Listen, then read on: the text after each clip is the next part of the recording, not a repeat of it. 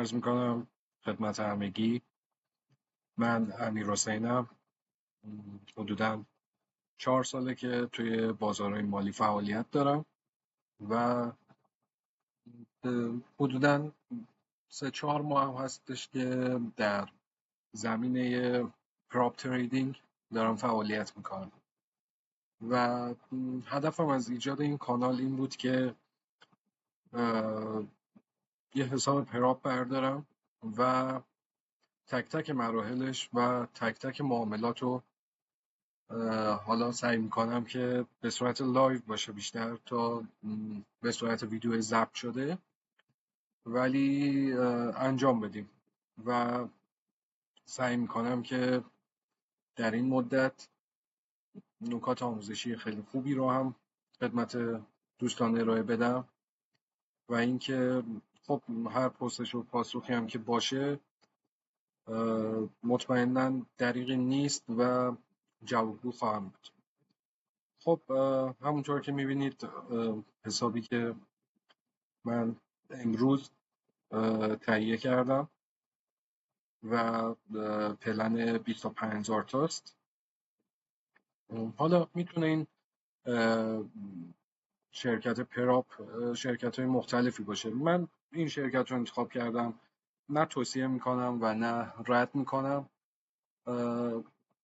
به دلیل محدودیت هایی که وجود داره در شرکت های پراپ من ترجیح دادم که این شرکت رو انتخاب کنم.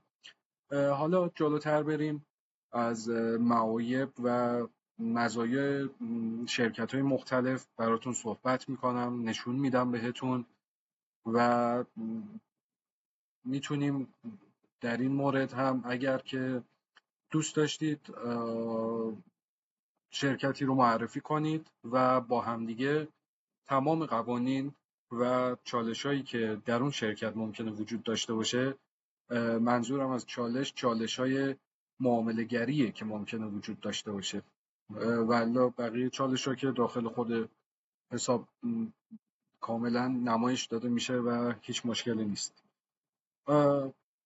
حساب 25000 تا هنوز هیچ معامله‌ای درش گرفته نشده.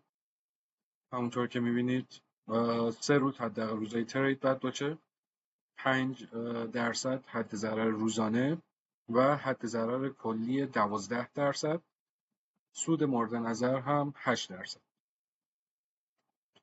این نمای کلی از صفحه پراپ. خب من اینو قبلا روی متاتریدر خودم ست کردم.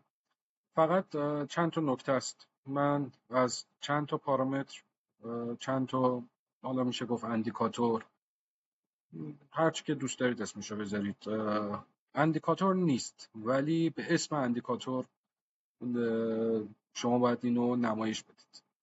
اولیش که بسیار هم مهمه سیشن ها هستش. همونطور که میبینید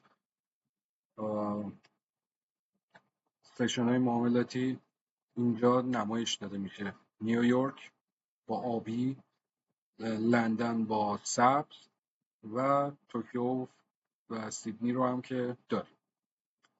استفاده خیلی خوب و زیادی میشه از این موضوع کرد، مخصوصا سقف و کف توکیو برای من خیلی حائز اهمیت میشه.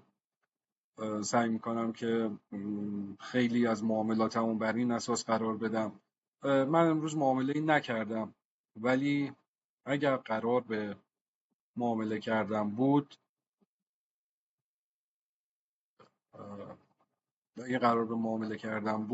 این سقف توکیو رو همونطور که میبینید موقعی که هانت شد و در بازار نیویورک بهش پولبکی زده شد، من وارد معامله میشدم و معامله خودم رو میگرفتم. حالا فرصت زیاده، عجله‌ای هم نداریم برای این موضوع و از اصل مطلب دور نشیم. اولیش سیشن بود که توضیح دادم خدمتتون و دومین چیزی که من ازش استفاده میکنم بسیار هم ساده است، همتون هم میشناسید، مووینگ اوریج مووینگ اوریج 200 که من واقعا احساس خوبی دارم نسبت بهش بین تمام